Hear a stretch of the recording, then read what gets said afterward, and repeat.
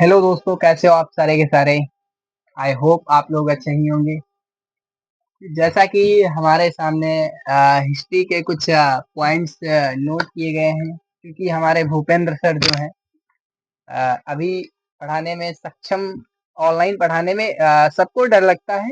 एक प्रकार का मुझे भी लगा था, लेकिन मैंने काफ़ी प्रैक्टिस की है इसकी आप लोगों को पढ़ाने के पीछे। तो मुझे अब डर नहीं लगता है। ये हमारे भूपेंद्र जायसवाल हैं।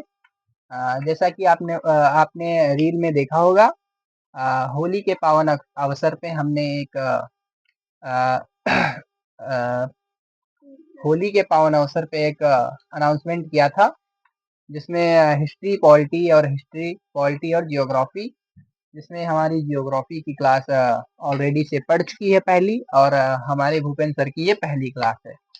तो इसके आगे हमारे भूपेंद्र सर पढ़ाएंगे। तो आप आनंदमय होकर क्लास का आनंद लीजिए। और ये देख लीजिए, आज केवल इतिहास का इंट्रोडक्शन होगा, मात्र नाम मात्र के लिए। फिर आपकी कल से डेली क्लासेस वही टाइम पे अपलोड होंगी। तो चलिए, भूपेंद्र सर अपना क्लास कंटिन्यू कीजिए। थैंक यू, धन्यवाद।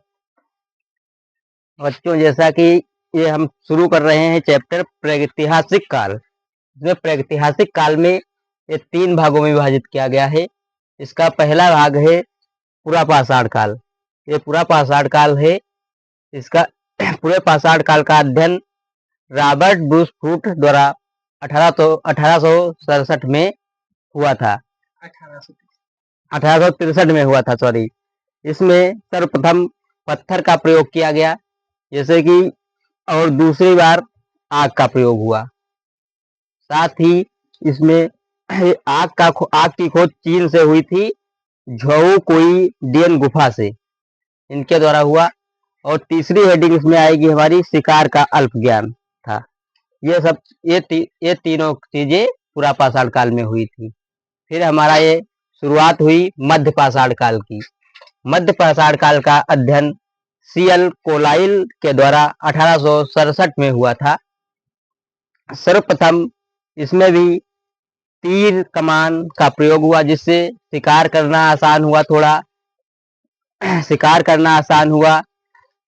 साथ ही जैसे लोगों को शिकार करने की ज्यादा शौक थी, साथ ही उनका जैसे कुछ उनको लोगों को सब थोड़ा मांस खाने की ज्यादा शौक था, तो उसी से वो शिकार करते थे, मांस मदिरा का सेवन करते थे।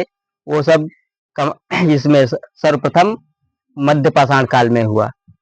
उसी में साथ ही दूसरी हेडिंग हमारी थी पशुपालन। मध्य पाषाण काल में पशुपालन का भी प्रयोग शुरुआत हुई, जिससे लोगों को थोड़ा उत्साह हुआ। जब उन्होंने पशु पाला तो उनको थोड़ा ज्ञान हुआ। दूध का, जैसे दूध है, दही है, इन सब चीजों का उनको आभास हुआ। उन्होंने खाना शुरू किया। और इसमें पशुपालन का पहली हेडिंग इसमें आएगी बासोर। ये बासोर राजस्थान में है। यहाँ के लोगों को ज्यादा पशुपालन का शौक था।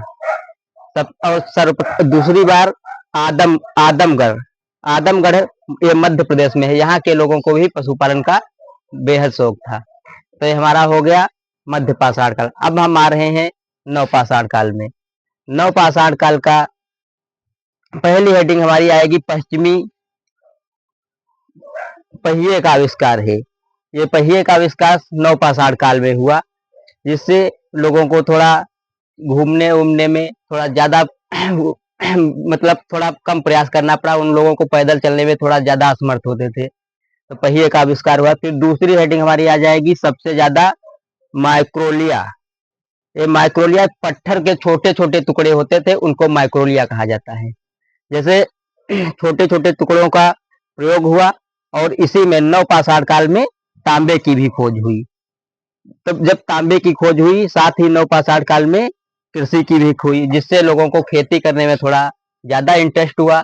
उन्होंने खेती करना सीखा, और साथ ही वो लोग अच्छे अपने सिरे पे पहुंच गए। और इसी में पूजा पाठ का भी साक्ष्य प्राप्त हुआ। ये पांचों हेडिंग नवपाषाण काल की हैं।